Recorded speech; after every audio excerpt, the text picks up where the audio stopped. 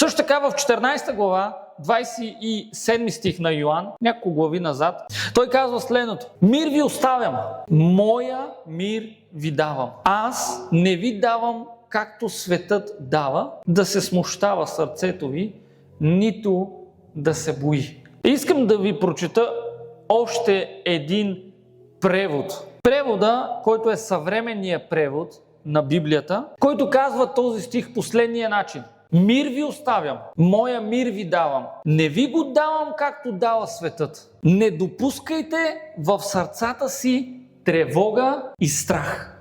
Исус каза: оставям ви дар. Мир на ума и на сърцето.